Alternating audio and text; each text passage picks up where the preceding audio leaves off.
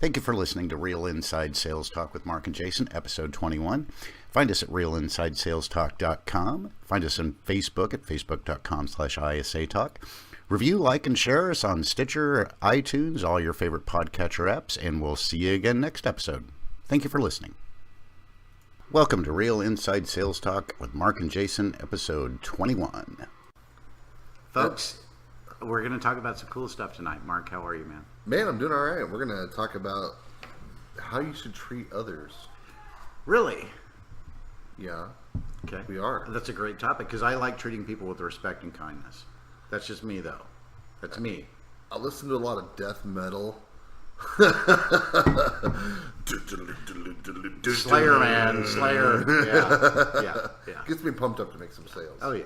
Well, Mark, that's it. When I get pumped up, you know what I listen to a lot of is, you go back to this is synthesized heavy metal, but is Ministry.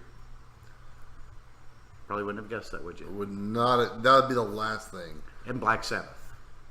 When you said, like, I was thinking like the Metallica like orchestra cut. Wow, you got me with Ministry though. Yeah, Ministry, man. Well, I mean, there's a lot of sales in church. Well, it's the energy of the music. The energy of the music is awesome. You know, some people go to Shania Twain. You know, that gets them pumped Catchy up. Great, tunes. yeah. Cyndi Yeah. Lauper, whatever. You know, Taylor Swift. I mean, you know, whoever it is that gets you pumped up. The music gets you pumped up. The music contacts something visceral in each one of us that allows us to focus on what we're doing. It's different for everybody. You know, like I say, Black Sabbath. Yeah, everybody like, oh, Black Sabbath, really? Yeah.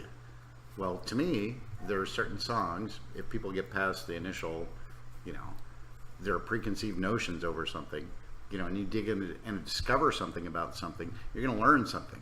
And the thing I learned about, you know, Black Sabbath is the fact that those guys, for being 19, 20, 21, 22, maybe 25, do you realize how many clubs that they had to play where it was just nobody there or just a bunch of drunks ignoring what they were doing? Mm-hmm. They were auditioning constantly, and then they broke through it and achieved this huge success. Mm-hmm. That's what you're doing every day out there when you're out there selling. They had a goal. Every band has a goal to be super rich, famous, you know, life of permanent ease, okay? 97% of bands fail, okay? 3% of bands move on and achieve, you know, some sort of lasting success, phenomena, what have you. Do you realize how hard they had to work to get what they were going to do? You know, Mark, when you're in there calling 8 in the morning until 9 at night, are you thinking, look, okay, yeah, it's 7:30 at night, yeah, I know people want to be bothered, but look, my competition might be calling. Every time. Yeah. I always think, and it's not like, I'm not always focusing on the enemy, but I want to pretend that I'm going up against someone, so it makes me more competitive. Mm-hmm. You know, It's going to make me sharpen my A game. Right. You know, if I'm thinking they just spoke to person A or B, and I'm person C or D, mm-hmm. You know, what's my strategy? And how am I going to apply? How are you going to be better than the next person? Yeah. Because you know that, like, for example, you know that somebody's going to be called. You go to a car lot, you go to an appliance store, you're looking to buy a home, that person's going to be called 4 or 5 times by somebody else. Please. What's going to set you apart from everybody else? Well, I just focus on what their goals are. You know? Right. I know you're going to get a lot of people calling you, telling you how they have the product you need or mm-hmm. how good they are, and I just want to figure out if what I have works for you or if we're just wasting both each other's time. And you want to get to know them. Yeah. You want to get to know that. I mean, that's the thing is the first thing, we want to think, okay, we're going to make a sale, we're going to make money off somebody here. And we want to talk to different people. So what we have to make sure that even though our eyes are focused on money, generating income, getting to where we spend more time doing the things that we like, this person, yes, you want to get to know, but also at the same time, Mark, and follow me here, is you don't want to just look at that person necessarily, okay, this is just a sale. Yes, they're a sale, but they're also a person that I want to know something about. Let me learn one thing about this person that I didn't know earlier. Yeah, and you know, the more you learn about someone, and if you learn to actually like them and enjoy them, you're going to just enjoy being around them that much more. Right. You know, you're probably going to be able to be a lot more creative and do more with that person. Well, and you were telling me this great story. You actually played this tape back for me. Okay, this was awesome. You show me an objection and a rejection from this lady, just absolutely like, no, don't call us ever. Nope, nope, nope, nope, nope, nope, nope. Just no's all over the place. And then 6 months later, you call the lady back because you're following up, because you're a great freaking salesman. You're a great follow-upper. 2 months later. 2 months later. Mm-hmm. 2 months later, you call her up and you touch base, say, hey, this is Mark. Just want to follow up. What happened? Pretty much. What happened, though? I had 100 people calling me. You were pissing me off. They were pissing me off. And then, okay. So just let it out. Keep crying. Right. Just tell me everything. Just right. patting the baby on the back. Right. Let that baby cry it out. Let him vent. And then when they have it all out, let's see what I can do to help you out. And what'd she end up doing? Listing her house with me and selling it. Exactly, man. So see, that's what I'm talking about here. Is the fact that Mark, when you talk to somebody and you call them on, the first time, and maybe they're hostile. I'm sure you've never had hostile people on the phone before. Never. Never, right? They're all super I'm gonna polite. mail you a black rose. Yeah, son. that's right. Well, what you've got is Mark is you just like, okay, slide right off the back, let him vent, let him curse me, whatever, and then you go right into your pitch. And you go and you say that in such a way that it is impressive, where you take that away. Okay, well, I understand how you feel, and you may not want to, and you don't want to list right now, and I can respect that. And here's what I'd like to do for you, though. Here's my name, and where can I reach you? And do you mind if I touch base with you again? Right. And I'm going to follow up with you in 6 months, or I'm going to follow up with you in 3 months, because let me tell you this: Mark is going to change, because right now, our area, our demographic. Homes turn over at this X amount of rate, whatever. Cars sell at this kind of rate. And this is what makes you the expert. Yes. That's why they want to talk to you again. Because you're the expert, aren't you, Mark? Well, everyone can be the expert. Right. Just show them that you are the expert. Confidently. Yeah. Here's what's going to happen. I am going to touch base with you because X, Y, and Z is going to happen. Right. I know you're pissed. I get it. You know what? You're not going to remember this conversation in 6 months. I guarantee you. And if you're a member of our subscriber group, this is the cool thing about that you get from us is you get to talk to Mark. You get to talk to myself because Mark handles objections every day. Mark, when you get a chance to listen to some of these objections he's handled, and the way he's okay, you're able to talk to somebody January 1st, and they're like, no. But then March 1st, you call them back. Follow up, and what do they say? Hey, buddy! Yeah, I'm so glad you called. Dude, I was thinking everything about what you said, like, for 2 weeks, and I was just pissed because I didn't write down your name or number, and I gave you a fake email, and... Right. Wow, oh my gosh. Yeah, I'm so happy you called me back. So I apologize for being rude. Yeah, I'm sorry for being an asshole. Yeah. No problem. I get it. Right. I told you. I totally understand. And you don't even like shift your emotional gears. You basically say, "Well, that's great. Let's get your house listed." Yeah. What? Yeah. So, what are we doing now? Are we ready to sell this house, Yes. or what are we doing? Are we keeping it? Right. And then they say, "Well, I'm keeping it." Well, I'm going to say, "Okay. Well, what was prompting you to sell to begin with?" Right. Oh, I had this happening. Okay, so if I could still get you to point B and accomplish point A. Well, or here's the thing: is they say, "Mark, I'm so glad you called me. How has the market been?" Or you even call them out and you say, "Look, I've noticed. I wanted to call you guys. I try not to interrupt because I know you guys are busy, but I wanted to call you guys and let you know. Last 3 months, we've had 4 houses sell within a square mile of you. Yes." We talked last year, even though you weren't ready to list right then. This is the educating the list. Yeah, hey, we just had 4 sales that recently happened. We just want to let you know this is what they sold for. I know that you thought about selling here a while back. It didn't work out. But just to let you know, XYZ happened. There are actually people looking for houses.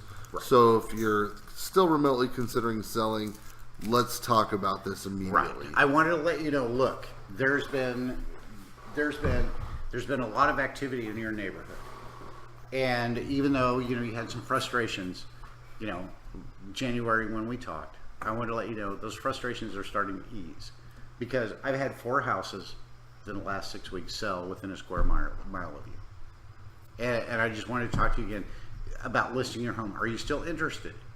And that's what you ask. That's what you say to these people. Are you still interested? It's easy. Yeah. Just ask. Yeah, just ask them. You don't need to give them like a 30-minute pitch. No. Because you've got a database. You've got a database. Yeah. And if you're keeping track of your database properly, you know that, look, I need to call this person in 30 days, 60 days, 90 days, 120 days, whatever their motivation is, because not only do you want to do that to make sure that you're setting those appointments, but for the fact you've got to make money, you've got to earn income, knowing your database, knowing when to call people, having the tool in place that you can call people on those times that you need to call them. Yes. Is paramount to you being able to do that. And whatever you've got to do, whether you're working as a single agent or on a team, you've got to have the tools in place to do that. Yeah, do I need to call this lead every 3 months? Okay, that's going to be considered a watch. Do I need to call this one every 6 months? Okay, that's an archive. Right. Do I need to call this one every week until they do business? Okay, that's a hot lead. Right. Is this someone that's going to do business within the next 30 days? That's Right. going to be a nurture. Right. Right. Right. Here's my leads that I've never been able to contact. I'm going to call them. I'm going to throw them up in the dialer and call them once a week. And here's the thing. How many car lots have people gone out there and you look on their website and they, try to get your email address. Mm-hmm. You finally, quit the pop-ups crap, give them your email address.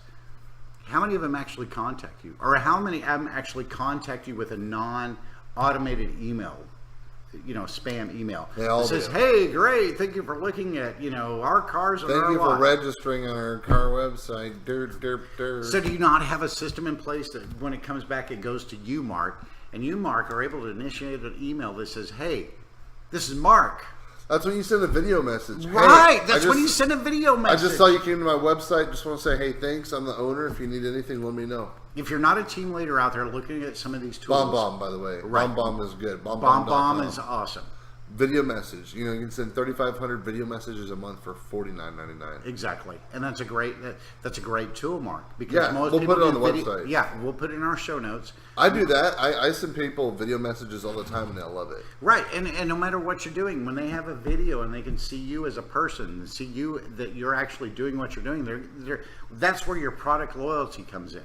That's where your brand loyalty comes in. So that means if I need a car salesman, if I need a Whirlpool salesman, if I need a real estate agent, if I need to go and buy my light bulb somewhere, I am going to go to a product that I know that one will interact with me and satisfy any demands that I have, but also I'm going to have that positive interaction going down the word because they have a great product.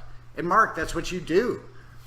You're looking for a house. You're helping people buy their houses of their dream or sell their house to be able to continue whatever dreams that they're pursuing. Mm-hmm. Okay, if they're looking to buy a house, new family, whatever, or retiring, that's what you're there to accommodate. Yeah, and also it doesn't have to be a house. It could be a timeshare. It could be a yacht. It could be a car. It could be any type of investment for the future. There's RVs out there. There's investment properties. There's just land. People buy land, sit on it for 20, 30 years, and then look at selling it then. Very popular with people. Here's a scenario, Mark. I'm going to just jump in here with something just out of left field. Can you imagine? Okay, you're a salesman. You're a vendor rep. Let's say you've elevated your status in life to not just salesman, you're a vendor rep. Okay? So all those vendor reps out there here, we salute you. You're a vendor rep. And you represent Bud Light and Budweiser and InBev and every beer that it represents. And you're sitting there across from the guy from Walmart. That every month you come in and sit down and meet what his order is. And next to you is the Coors Light guy. Let's kick his ass. Here's what you're going into. That's the thing is Walmart's going to try to beat you down on price. You know what you have to sell this for, and so how are you differentiating? Because you're talking about pennies here.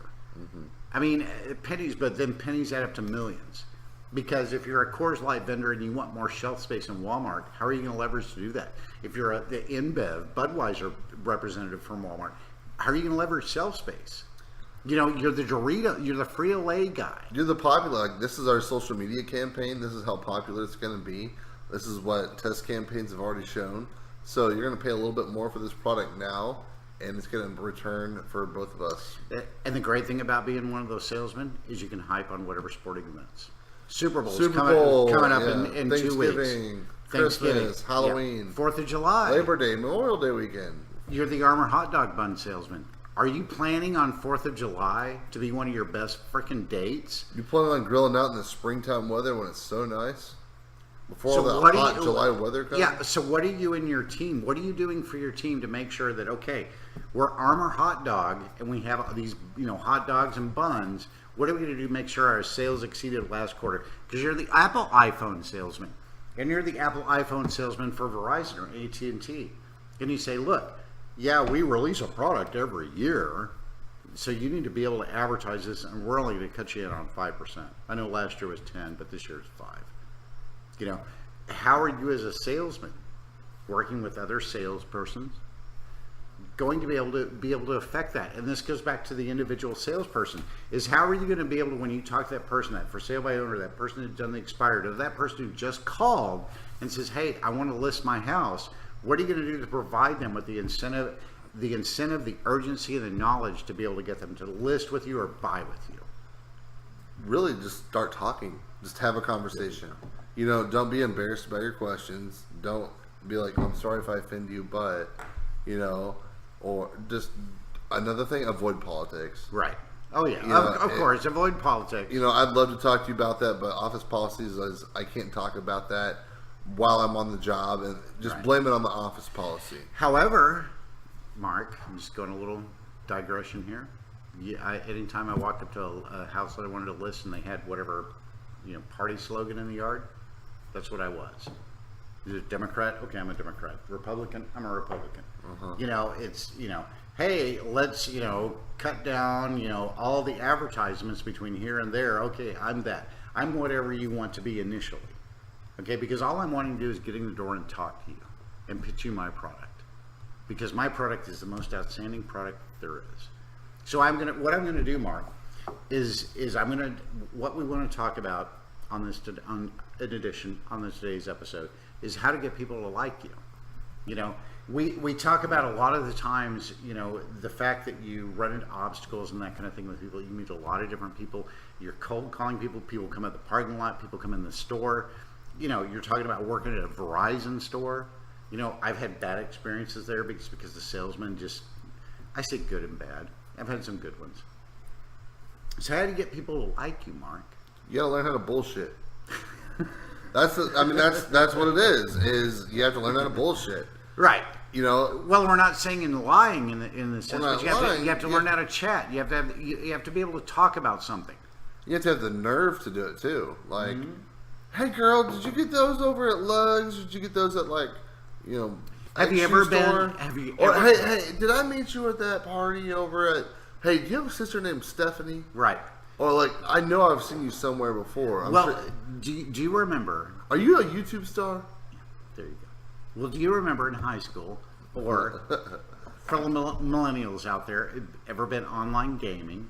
Mm-hmm. And you jump into kind of like a pool. A click. You just go into a pool and you just start just kind of chit chatting with people. Hey, what's up? How's it going? Like your shoes, like your hat, like your shirt, like your truck, whatever. Yeah. Okay. When I was younger, I'd go have breakfast at this restaurant every day. And over in the corner of this restaurant was this group of guys that I really wanted to get to know because they were very successful in life. Okay? One of the guys wore a hat that said Massey Ferguson. And if you remember tractors and you're in tractor equipment, you remember the Massey Ferguson company. I think now Ford bought it or something like that, but Massey Ferguson. Mm-hmm. So what I did, I spent the next week finding every magazine, going to the library, learning everything I could about Massey Ferguson. Because one, I respected this guy who wore that Massey Ferguson hat.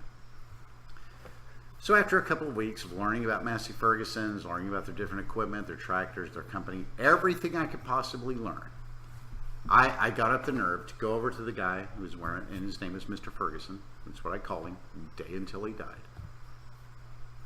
And I said, Mr. Ferguson, I'm thinking of buying a Massey Ferguson, tractor for my farm. What do you think? And he kind of looked at me, was like, who the hell are you? And why are you asking me this question? And instead, he went on about every positive thing about a Massey Ferguson tractor. Everything that was positive about it. Why I should buy it, what it's going to do for me, how it's going to help me farm better. So what I'm saying is if you find a prospect and you find somebody that has interests that are even slightly aligned or even not even aligned with yours, but you have no idea about them, but you want to make sure, like, because Mr. Ferguson was a big time operator. I wanted him as a client. You know, he had a lot of farms. He had a big operation going. I wanted to connect with him as a client. So I knew that if I could talk about Massey Ferguson tractors, to this day, well, he's passed away now, but until about 5 years ago, if I ever ran into Mr. Ferguson and I was in a restaurant, there was no way I was paying for my meal. Because not only did he appreciate the fact that I was interested in what he had to offer, but I asked him questions. And I said, hey, if I'm going to do this, I'm going to do this, I'm going to do this. I've got this, you know, XYZ amount of, you know, material that I need to haul from A to B. You know, what tractor is going to be best? What piece of equipment is going to be best? What tool is going to be best? And he would tell me. So if you're going into, say, Starbucks in the morning and you see a group of people over who seem very successful and you want to break into that group, find out what little thing you can about just even one of them. Research that topic. And then one day when you feel comfortable, broach that topic with that group. And that's how you'll break in, because super successful people typically run in circles of super successful people. So that's where you want to Surround be. yourself And with success. and you can't just go up on the door and knock on the door of the Millionaires Club. Hey guys. Yeah, hey. Unless you're Mark Zuckerberg. Well, I mean, that's just the thing. Is if you're out there, let's say let's say you're just good at sales. You're an outgoing person. You talk a lot, and you have the gift of the ability to be able to engage people. Yeah, and that's another thing. If you're working a sales job and you're really good at sales and you're not getting paid what you deserve, go sell somewhere else. Yeah. Don't Go do cut yourself something else. short. No. Because if you're good at engaging people and you're good at talking to people and you're good at, like, you're one of those guys, and they irritate the hell out of me, Mark. But I admire them because they're the people that will say something to you that's not only obvious but might be uncomfortable. You know, like if you're, you know, in line at a store and they say, "Yeah, I like Ruffles chips too. That's awesome that you do." Ruffles suck. I know, exactly. You know, or if a person, let's say a person stops by on the side of the road while you've got a flat. You know, or if a person holds the door open for you and you don't necessarily expect it. You know, or if a person, here's one thing that I do. I've noticed this a lot lately because I go to Casey's. But if I'm standing in line and there's a person that's like in front of me and they forgot something, they go back to the aisle and get it, typically they'll go to the very back of the line. But I'm just like, no, come back up here, man. You just forgot one thing. I don't care. You know, and I will say that, and most people, if there's only less than 3 or 4 behind me, they don't really care. Because it's like, oh, okay, you forgot something. You know, so it's like, okay, you just forgot. It happens. Let's slow down the pace. Exactly. I call that getting control of the room. Yeah. If you get control of the room, you There have you an go. audience. Oh, by the way, you know, I'm so sorry. I love that bubble gum too. By the way, I'm Jason. Right. You know what I do? What do you do? Or you say something awkward. Dude, embrace it and say something like, Who farted? No, I'm kidding. say something like, well, let's unring this bell. Yeah. Because, I mean, or let's start this over again. You know, because, I mean, there's been times where you might have made inappropriate joke you didn't expect. Like, okay. Pause, rewind. Yeah, okay, pause, start rewind. forward. Say, you tell me this person, like Mark, you're trying to set me up on a date. And you say, yeah, this girl's really cool. She's got an open mind. But then it turns out she's like a total fascist or something and just is the opposite of everything you told me about. You know, I'm like, okay, Mark, that was cool, but, you know, it didn't work out, man. So, but I'm not going to, like, you know, slit your throat for it. You know, I'm going to say, look, here's what I learned from the experience. You know, and here's how. Thanks for trying. Yeah, thanks for trying. So that's what I'm saying, Mark. How can we get people to like us better? And here's one thing that we had mentioned earlier is, Mark, I wanted to compliment you. I love your shirt. Where'd you get it? Katie made it. Katie made it. $3 red shirt at Walmart. Put a logo on it. We'll share the material. Okay. Boom. Can I get one? Yeah. Okay. So, Mark, You look awesome, man. Tell me something. What do you do for a living? A lot. Well, Let me ask you this: what do you know about real estate? I don't know anything. I know nothing about real estate. Well, I do real estate, and then Cool. I do sales on top of that. Okay. Do you do any type of sales? Well, here's what I do right now, Mark, is I manage people. You know, but I don't do a lot of sales, but I'd like to do more. Okay, well, managing people is a really tough skill. There's a lot of people management in real estate. Right. You have to know how to talk to people. You have to know how to deal with their problems. Okay. You have to know how to leverage people. Okay. Yeah, I call it like leading an army. Okay. You're a general leading the army. Right. Right. So how do you do what you do without going crazy? Exactly. Well, and here's People suck. well, people do suck, and that's my frustration, as I feel I'm not getting anywhere with my current job. You thought about real estate? Well, I don't know if I could do real estate, but here's the thing: is Mark, I don't mind talking to people. You know, everywhere I go, I don't mind talking to people at all. Well, what do you enjoy doing in your free time? Well, in my free time, I like fixing stuff. What do you like to fix? I like to just whatever around the house, my car, I tinker. I just fix stuff. I'm curious, about things. Okay, well, let me ask you this. If you had a magic wand and everything got fixed and there's nothing left to fix, what would you do? I'd probably go crazy, And then what? and I don't know, because I'm a curious sort, Mark. What, I wanna know. what else are you curious about? I've been curious about life, what's going on. I mean, because I've got a couple of kids, I've got a wife, and I've got this job that, it's okay, but it's a factory kind of job. I do the same thing over and over every day, but I feel really dissatisfied. Do you feel like you're dissatisfied because your talent is not being used to its best potential? Well, I think there's something more for me out there, because I think our processes could be improved, and I'd like to. I just don't know how to get myself started on my own business. Well, I think you're just realizing that you're human. We all aim to be better than we are supposed to be. We all want to wake up one day and have a doctor be like, you have superpowers. Right. You're an anomaly. Right. And that's normal, and I get that. But really, what you have to realize is, are you focused on what they're saying in the news and what's going on there, or are you really focused on what's going on the businesses and the transactions that are happening around you daily? Right. Well, I've always wanted to run my own business. Okay, what about that is important to you? Well, as I can make my own schedule and make my own, work when I want to. And why is that important to you? Because I have to work on weekends. Okay, and why is that important to you? Because I want to spend time with my kids. And why is that important to you? Because my kids are important. And why are they important to you? Because I want to see them be, responsible, productive members of society. And why is that important to you? Because that's my goal in life. And why is that your goal? That's my Christian work ethic, dude. Okay, so let's say you've done that. What next? Never really thought about it. All right, that's your big why. Okay. All you do is ask why over and over and over again. Okay. If you look at the Millionaire Real Estate Agent, that is the big why technique. Just Right. why.